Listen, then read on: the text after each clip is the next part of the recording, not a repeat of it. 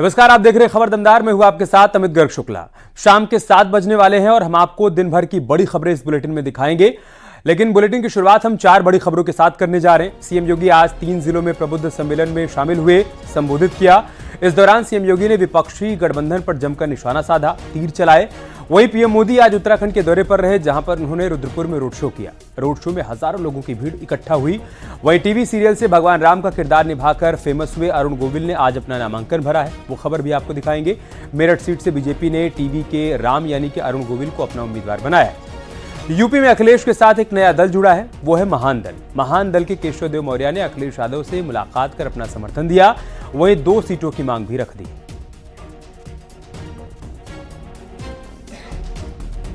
एक बड़ी खबर के साथ शुरुआत करते हैं, जो कि बाराबंकी से है, जहां पर बड़ा सड़क हादसा हो गया है। स्कूली बस यहां पर पलट गई है, 4 बच्चों की मौत हो गई है, 25 बच्चे गंभीर रूप से घायल हुए हैं। पिकनिक से बच्चों को लेकर यह बस लौट रही थी। लखनऊ चिड़ियाघर से वापस लौटते वक्त यह दर्दनाक हादसा हुआ। पुलिस ने ग्रामीणों की मदद से मौके पर राहत कार्य शुरू किया। सभी घायल बच्चों को इलाज के लिए अस्पताल पहुंचाया गया। जिला अस्पताल में सभी का इलाज चल रहा है। बाराबंकी में देवा थाना क्षेत्र अंतर्गत सलारपुर में यह दर्दनाक हादसा हुआ है। सूरतगंज ब्लॉक के कंपोजिट विद्यालय हरक्का के ये बच्चे थे, जो कि बस में सवार थे। 2 तस्वीरें हम आपको दिखा रहे हैं। स्कूली बस हादसे का शिकार हुई है। 4 बच्चों की जान चली गई है, 25 बच्चे इस हादसे में घायल हुए हैं। बताया जा रहा है कि सभी बच्चे लखनऊ में चिड़ियाघर घूमने गए थे और वहां से लौटते वक्त ये बस हादसे का शिकार हुई है। देवा थाना क्षेत्र में हादसा हुआ है और बताया जा रहा है कि सूरतगंज ब्लॉक के कंपोजिट विद्यालय हरक्का के सभी बच्चे थे, जो कि पिकनिक मनाने गए थे और जब बस लौट रही थी उसी दौरान बाराबंकी में देवा शरीफ थाना क्षेत्र अंतर्गत ये बस हादसे का शिकार हुई, जिससे 4 बच्चों की जान चली गई, 25 बच्चे घायल हो गए। मौके पर मौजूद लोगों ने प्रशासन की मदद से फौरन ही सभी बच्चों को बस से बाहर निकाला। सभी को जिला अस्पताल में भर्ती करवाया गया है, लेकिन इस दर्दनाक हादसे में 4 बच्चों की मौत हो गई।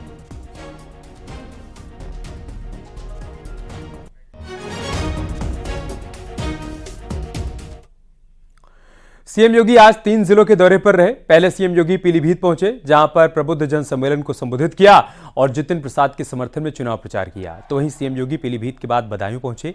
सीएम योगी लगातार अलग अलग जिलों में जाकर प्रबुद्ध जन सम्मेलन को संबोधित कर रहे हैं। 3 तस्वीरें हम आपको दिखा रहे हैं। पीलीभीत, बदायूं, बरेली, सभी जगहों पर सीएम योगी ने प्रबुद्ध जनों को संबोधित करते हुए बताया कि किस तरीके से डबल इंजन की सरकार ने समूचे देश में विकास की तमाम योजनाओं को आम जनमानस तक पहुंचाया है। उत्तर प्रदेश में 2017 के बाद से जो बदलाव आया है उसका भी उन्होंने जिक्र किया। साथ ही बताया कि कैसे 500 वर्षों के बाद रामलला दिव्य और भव्य राम मंदिर में विराजमान हुए हैं। ऐसी तमाम उपलब्धियों का जिक्र अलग अलग मंचों से आज उन्होंने किया है। परिवारवाद के नाम पर देश के अंदर लूट खसोट करने की पूरी छूट उन लोगों को दी गई थी।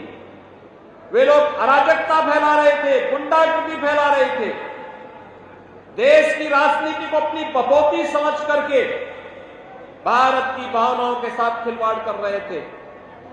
गरीबों के हकों पर टकैती डाली जा रही थी, उपद्रवियों को प्रश्रय दिया जाता था और देश के अंदर जब कोई आस्थावान राम जन्मभूमि के बारे में कहता था तो उस पर लाठी डंडों से प्रहार करके उसकी मुंह को, उसकी आवाज को बंद करने का काम होता था। एक नए भारत का हम दर्शन कर रहे हैं, एक ऐसा भारत जिसमें सुरक्षा भी है, कुछ समृद्धि भी है, जिसमें नौजवान के लिए आजीविका है तो आम जन की आस्था के लिए सम्मान भी है, जहां पर कर्फ्यू तो पूरी तरह बंद हुआ है लेकिन कावड़ यात्रा धूमधाम से ले जाने की तैयारी भी चल रही है।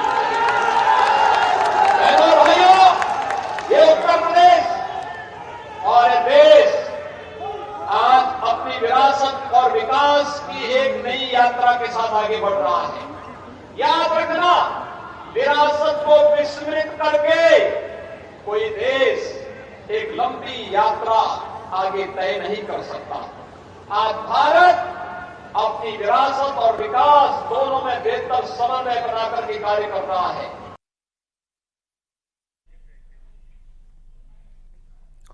बदायूं में सीएम योगी आदित्यनाथ ने एक बड़ा बयान दिया। उन्होंने कहा कि उत्तर प्रदेश में बमबाजी नहीं होती, बल्कि हर हर बम बम की गूंज हर तरफ सुनाई पड़ती है।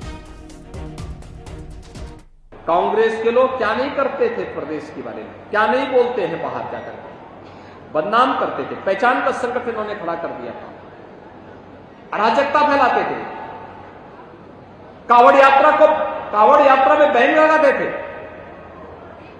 एक कर्फ्यू के समर्थक हैं। हमने कहा नए उत्तर प्रदेश में कर्फ्यू नहीं, कावड़ यात्रा चलेगी। आज आप देखते होंगे इनके समय में तो गुंडे जगह जगह बम विस्फोट करते थे, बमबाजी करते थे। हमने कहा उत्तर प्रदेश में बमबाजी नहीं, हर हर बम बम होगा, और हर हर बम बम के साथ आज कावड़ यात्रा जब उत्तर प्रदेश के अंदर निकलते तो उत्तर प्रदेश की एक नई तस्वीर को प्रस्तुत किया जाता है। मेरठ से बीजेपी उम्मीदवार अरुण गोविल ने नामांकन दाखिल किया और इसी के साथ उन्होंने मेरठ की सड़कों पर रोड शो भी किया, जिसमें भारी भीड़ देखने को मिली। बीजेपी के नेता और कार्यकर्ताओं का जोश देखते ही बन रहा था। रोड शो में डिप्टी सीएम केशव प्रसाद मौर्य भी नजर आए, जिन्होंने दावा किया कि बीजेपी इस बार 400 सीट पार करेगी।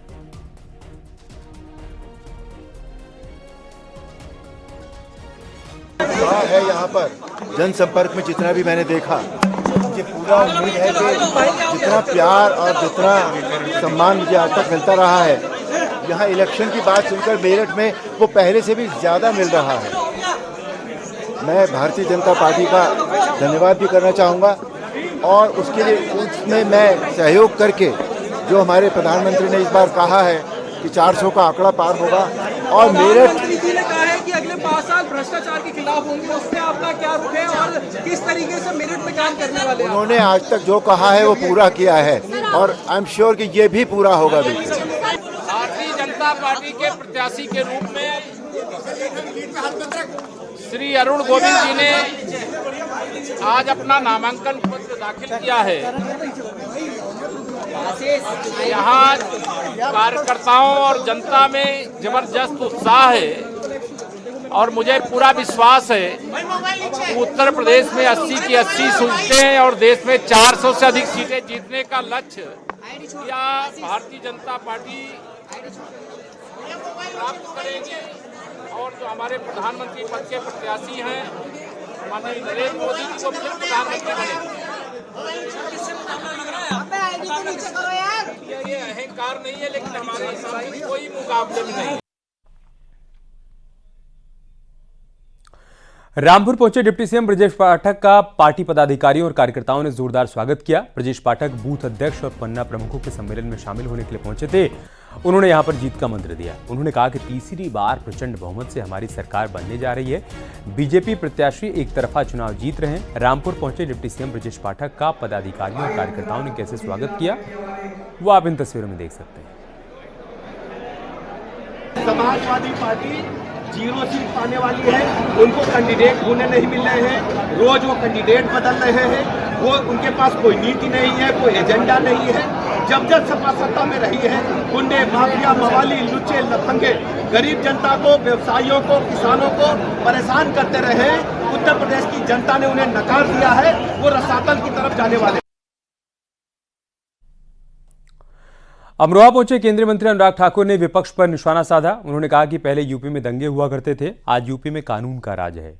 एसपी नेता धर्मेंद्र यादव के मुख्तार अंसारी के कब्र पर फूल चढ़ाने को लेकर अनुराग ठाकुर ने कहा कि राजनीति में कोई कितना गिर जाता है कि डॉन माफिया के लिए भी अपनी आवाज को मुखर करता है।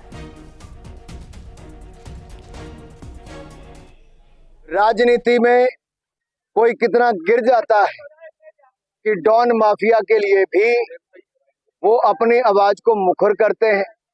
लेकिन जिस डॉन माफियों के कारण सैकड़ों लोगों की जानें गई, कई बहनों ने अपने सुहाग खोए, उनके घर तो कभी नहीं गए। एक मंच वो भी होता था कि जब उत्तर प्रदेश के मुख्यमंत्री स्वर्गीय मुलायम सिंह यादव जी रैली करने के लिए मंच पर आते थे और ये डॉन माफिया के लोग अपने पालतू कुत्तों के साथ हेलो करवाते थे।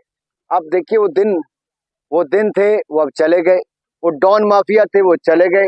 वो यहाँ पर दंगे होते थे, वो भी चले गए। और मैं कहूंगा ये डॉन माफिया राज का अंत हुआ है। उधर वाराणसी पहुंचे केंद्रीय मंत्री महेंद्र नाथ पांडे ने योगी सरकार की जमकर तारीफ की। उन्होंने कहा कि योगी सरकार में माफिया राज पूरी तरीके से खत्म हो गया, माफिया की कमर टूट चुकी है। समाजवादी पार्टी की सरकार में गुंडे कानून पर हावी रहा करते थे।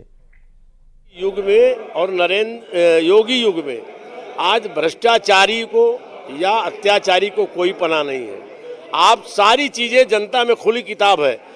आज जनता योगी के इस कदमों का स्वागत कर रही है कि किस तरह से पहले ये आतताई सरकार चलाते थे। आपको याद होगा सपा के जमाने में एक डिप्टी एसपी लखनऊ की सड़कों पर अपराधियों ने उसको बोनट से बांध के पूरे लखनऊ में घुमाया था और कोई कार्रवाई नहीं हुई थी।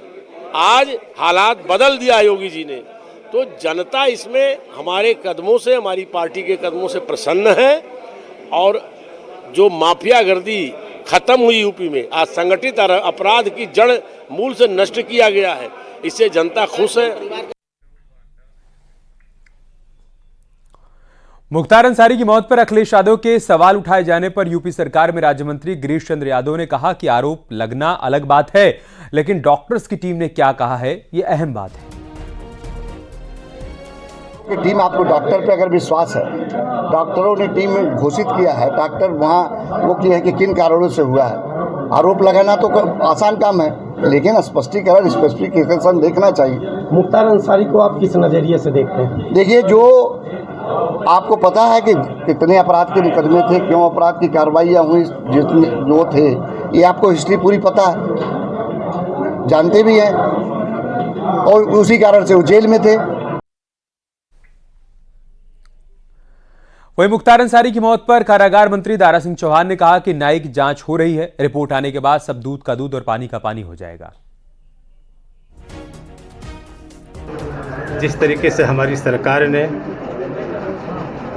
न्यायिक और प्रशासनिक जांच बैठाया है, वो दूध का दूध पानी का पानी सामने आ जाएगा। इसलिए इस पे हम लोगों को कोई टिप्पणी नहीं करनी चाहिए जब तक कि कोई रिजल्ट ना आ जाए। गोरखपुर से बीजेपी की प्रत्याशी रवि किशन लगातार चुनाव प्रचार कर रहे हैं और इस दौरान रवि किशन ने दुकान में चाय बनाई। वहीं उन्होंने विपक्ष पर निशाना भी साधा। उन्होंने कहा कि भारत में 80% लोग गांव में रहते हैं, इसलिए इटली में पढ़ने वाले लोग भारत को नहीं समझ पाएंगे। देखिए सांसद जी, कारण कि हमारे मोदी जी में 400 पार का और पूरा देश कहा था पार्वती ये भारत, ये ऐसी धरती है, ये सिर्फ गरीब लोग ही, जिसने गरीबी देखी है वही इस भारत को चला सकता है। ये सत्य है, क्योंकि 80% देहात है इस भारत में। तो ये राजकुमार लोग जो हीरा का चम्मच लेके पैदा हुए हैं, जो इटली में पढ़े हैं, ऑस्ट्रेलिया में पढ़े हैं, वो लोग ये भारत ना देखा, दुख ना समझ पाई हो यार, दर्द जे समझी वह चला पाई। यूपी सरकार में आबकारी मंत्री नितिन अग्रवाल ने विपक्ष पर निशाना साधा। उन्होंने इंडिया अलायंस को भ्रष्टाचारियों का गठबंधन बताया। वहीं अखिलेश यादव पर हमला बोलते हुए उन्होंने कहा कि अखिलेश के पीडीए का मतलब परिवार डेवलपमेंट पार्टी। इंडी गठबंधन की भ्रष्टाचार बचाओ रैली थी और भ्रष्टाचारियों को बचाने की रैली थी, और आपने देखा कि किस तरीके से इंडी गठबंधन के नेता अपने भ्रष्टाचार को जस्टिफाई कर रहे थे रैली को करके। तमाम ऐसे नेता, चाहे वो कांग्रेस पार्टी हो, आम आदमी पार्टी हो, समाजवादी पार्टी हो, तृणमूल कांग्रेस हो, आज कोई भी ऐसी पार्टी नहीं बची है उस इंडी गठबंधन में जिनके ऊपर भ्रष्टाचार के आरोप सिद्ध ना हुए हों। बहुत से नेता तो बेल पर ही बाहर हैं, जेल जा चुके हैं। तो ये सब जो भ्रष्टाचारी जो एक दल में इकट्ठा हो गए हैं, गठबंधन पे इकट्ठा बना के उन्होंने देश की जनता के सामने एक प्रयास किया है दिखाने को, ये पूरी तरीके से भ्रष्टाचारी बचाने का अभियान जो चल रहा है, ये अभियान देश की जनता कभी स्वीकार नहीं करेगी। महाराजगंज पहुंचे केंद्रीय वित्त राज्य मंत्री पंकज चौधरी ने विपक्ष पर जमकर निशाना साधा। उन्होंने कहा कि देश में विपक्षी पार्टियां भ्रष्टाचार को मेडल की तरह पेश करने का फैशन चलाया करती थी। कोर्ट में दलीलें काम नहीं आती हैं तो बाहर विपक्षी दल हल्ला मचा रहे हैं। एक भ्रष्टाचारी को बचाने के लिए सभी दल के लोग जोर जोर से वहां पर अपनी आवाज को रख रहे हैं। और कहीं ना कहीं अगर आप देखें तो प्रधानमंत्री नरेंद्र मोदी जी ने पहले भी कहा है कि देश के 140 करोड़ परिवार का जो हमारा परिवार है, उसका जो भी भ्रष्टाचार हुआ एक एक पैसा उनको लौटाना पड़ेगा। और जिस प्रकार से कांग्रेस पहले केजरीवाल को उसी दिल्ली में इस्तीफा की मांग कर रही थी, आज कहीं ना कहीं कांग्रेस और सारे विपक्ष के लोग उस भ्रष्टाचार को छिपाने के लिए आज वहां पे उनके पीछे खड़े हुए हैं। वहीं संभल पहुंची यूपी सरकार में माध्यमिक शिक्षा मंत्री गुलाब देवी ने विपक्षी नेताओं पर हमला बोला। गुलाब देवी ने विपक्ष को भ्रष्टाचारी नेताओं का कुनबा बताया। भ्रष्टाचारी हैं, उनके लिए कोर्ट भी माफ नहीं करता है। चाहे ये रामचरित मानस के अपमान हो, उस पर भी चुप रहते हैं, और ये अपने घोटाले पर चुप रहते हैं, लेकिन जो सजा मिलती है तो उस पर ये आवाज उठाते हैं। हिंदू देवी देवताओं के लिए गाली देते हैं, तब भी ये चुप रहते हैं। ये झूठे आरोप लगाते हैं, बाद में माफी मांगते हैं। हर एक चेहरे पर घोटाले और भ्रष्टाचार का काला धब्बा है। जेल में बंद नेताओं को कोर्ट में भी जमानत नहीं दे रही है। वहीं मंच पर भावुक होने को लेकर संघमित्रा मौर्य ने सफाई दी। संघमित्रा मौर्य ने बताया कि मंत्री गुलाब देवी राजा दशरथ से जुड़ी भावुक कहानी सुना रही थीं और इसी को लेकर वो भी भावुक हो गई। टिकट कटने का इससे कोई लेना देना नहीं है। आदरणीय मुख्यमंत्री जी के कार्यक्रम के पहले हम सभी लोग मंच पर बैठे हुए थे। प्रदेश सरकार की मंत्री आदरणीय गुलाब देवी जी हमारे बगल में थी और वो एक राजा दशरथ की कहानी सुना रही थी और उस कहानी को सुनाते सुनाते एक भावुक पल आया। उसकी वजह से आंखों में आंसू आया और इसीलिए मैं वहाँ से हट गई, क्योंकि मुझे पता था कि आंखों में आंसू देख के यहाँ पर कुछ और का मतलब कुछ और निकलेगा, लेकिन उसके बाद भी वो वीडियो में कैद हो गया। वो सिर्फ और सिर्फ राजा दशरथ की कहानी का भावुक क्षण था, बाकी कुछ नहीं। कन्नौज में प्रेस कॉन्फ्रेंस के दौरान पल्लवी पटेल पर सवाल पूछे जाने पर अखिलेश यादव ने कहा कि कुछ लोग बहुत सफाई से बीजेपी के लिए काम कर रहे हैं। पल्लवी पटेल जी ने प्रेस कॉन्फ्रेंस करके कहा एम में कंफ्यूजन थी, इसलिए हमने एम लगाया है। तो कंफ्यूजन क्या थी? कुछ लोग बीजेपी के लिए बहुत सफाई से काम करते हैं।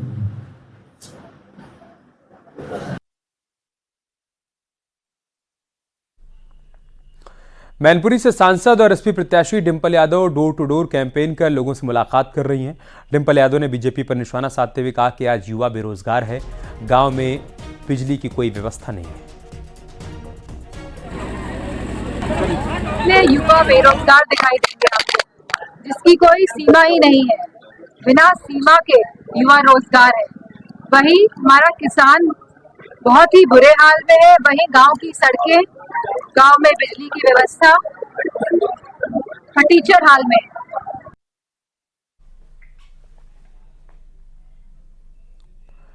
मुरादाबाद में एसपी उम्मीदवार रुचिवीरा के कथित विरोध का वीडियो सामने आया है। नुक्कड़ सभा में नगर निगम के पार्षद सद्दाम हुसैन ने रुचिवीरा के सामने ही उनका विरोध किया। सद्दाम हुसैन ने पूर्व सांसद एसटी हसन की जमकर तारीफ की और चेतावनी दी कि उनका अपमान बर्दाश्त नहीं किया जाएगा। सद्दाम हुसैन ने रुचिवीरा के अब तक एसटी हसन साहब से नहीं मिलने पर भी सवाल खड़े किए। इसके बाद एसपी प्रत्याशी के समर्थकों ने पार्षद के हाथ से माइक छीन लिया। इस घटना का वीडियो सोशल मीडिया पर तेजी से वायरल हो रहा है। बता दें कि मुरादाबाद में मौजूदा सांसद एसटी हसन का टिकट काट कर उनकी जगह पर रुचिवीरा को समाजवादी पार्टी ने अपना प्रत्याशी बनाया है। फिलहाल वो सैयद है, सैयदों के हम गुलाम हैं, हम सैयदों की इज्जत करते हैं। सैयद के लिए अपनी गर्दन कटा देंगे, अपने आप को तबाह कर देंगे, शहीद कर देंगे, मगर हम सैयदों का अपमान नहीं झेल सकते। आप पूरे शहर में लोग सभा में घूमती फिर रही हैं, आपका हम इज्जत करते हैं। मैं गुजारिश करता हूँ। एसपी नेता और पूर्व विधायक उज्ज्वल रमण सिंह कांग्रेस में शामिल हो गए हैं। यूपी कांग्रेस प्रभारी पांडे अविनाश ने उज्ज्वल रमण को सदस्यता दिलाई। समाजवादी पार्टी के दिग्गज नेता रेवती रमण सिंह के बेटे हैं उज्ज्वल रमण सिंह, जो कि अब कांग्रेस पार्टी का हिस्सा हो गए। हर चुनाव एक बड़ी चुनौती होती है, लेकिन जो जन आक्रोश है भारतीय जनता पार्टी की सरकार के खिलाफ, उनकी नीति और कार्यक्रम के खिलाफ, उनके विचारधारा के खिलाफ, और ख़ास तौर पर प्रयागराज में उसी को हम आगे बढ़ाने का काम करेंगे। और निश्चित तौर पर अगर कांग्रेस पार्टी इस लायक समझती है तो वो कांग्रेस की झोली में इस सीट को डालने का प्रयास करेंगे।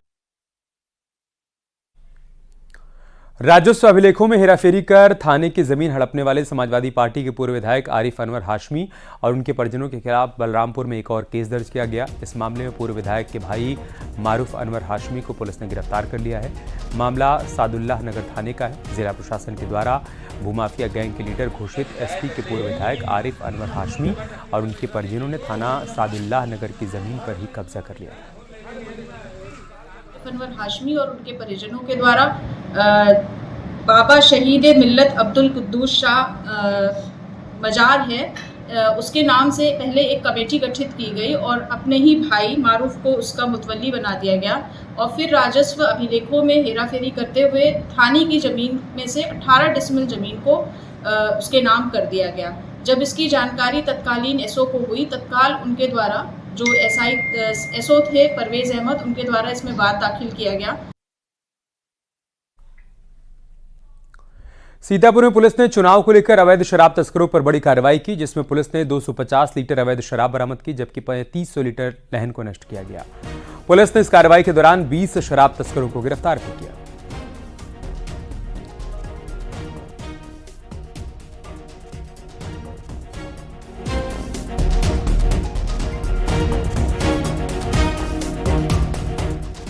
अलीगढ़ के दीनदयाल हॉस्पिटल के रेडियोलॉजी विभाग के सिटी स्कैन रूम में भीषण आग लग गई।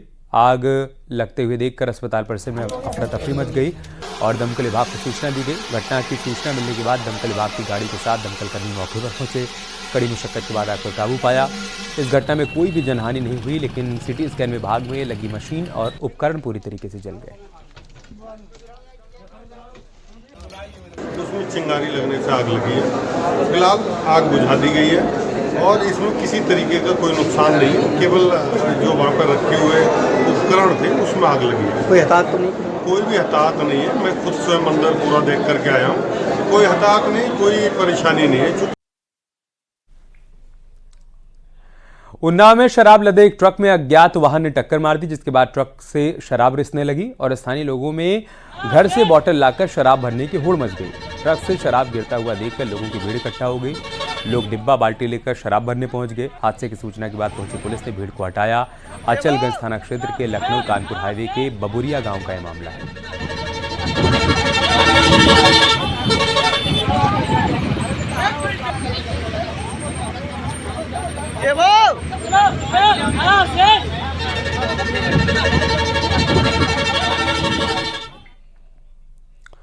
एक बड़ी खबर की बात करते हैं। मेरठ, मुरादाबाद, रामपुर के बाद अब बदायूं में भी मुश्किल में समाजवादी पार्टी। एसपी प्रत्याशी शिवपाल यादव ने बदायूं सीट छोड़ने का ऐलान कर दिया। अपने बेटे आदित्य यादव को बदायूं से प्रत्याशी बनाने का अखिलेश यादव को उन्होंने प्रस्ताव भेजा है। न्यूज़ 18 ने पहले ही खबर चलाई थी। बदायूं से आदित्य यादव के लड़ने की संभावना की खबर हमने चलाई थी और अब करीब करीब हमारी खबर पर मुहर लगती हुई यहां पर दिखाई पड़ रही है। शिवपाल यादव ने अखिलेश यादव को बाकायदा एक पत्र लिखा है और उन्होंने कहा है कि उनके बेटे आदित्य को यहां से प्रत्याशी बनाया जाए। बड़ी खबर हम आपको बता रहे हैं।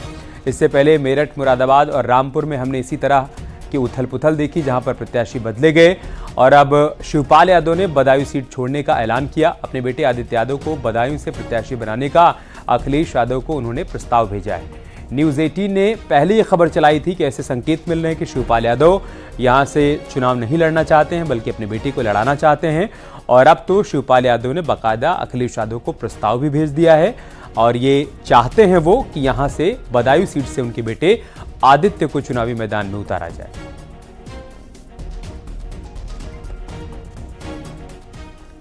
इससे पहले हमने देखा कि मुरादाबाद में समाजवादी पार्टी ने प्रत्याशी बदला। पहले एसटी हसन को टिकट दिया गया, बाद में रुचि वीरा को वहां पर चुनावी मैदान में उतारा गया। फिर हमने रामपुर में ऐसी तस्वीर देखी जहां पर पहले आसिम रजा और समाजवादी पार्टी के एक दूसरे प्रत्याशी दोनों एक साथ नामांकन करने के लिए पहुंच गए। बाद में आसिम रजा का नामांकन वहां पर रद्द हो गया और अब कुछ वैसी तस्वीर बदायूं में देखने को मिल रही है, जहां पर चर्चा थी कि शिवपाल यादव अपनी चुनावी तैयारियों में जुटे हुए हैं, लेकिन इन सब के बीच ये संकेत भी मिल रहे थे कि वो चुनाव नहीं लड़ना चाहते। यहाँ से न्यूज़ 18 ने खबर चलाई भी थी कि शिवपाल यादव चाहते हैं कि यहाँ से उनके बेटे को चुनावी मैदान में उतारा जाए और अब उन्होंने समाजवादी पार्टी के राष्ट्रीय अध्यक्ष अखिलेश यादव को बाकायदा प्रस्ताव भेजा है। वो चाहते हैं कि बदायूं सीट से उनके बेटे आदित्य यादव को चुनावी मैदान में उतारा जाए।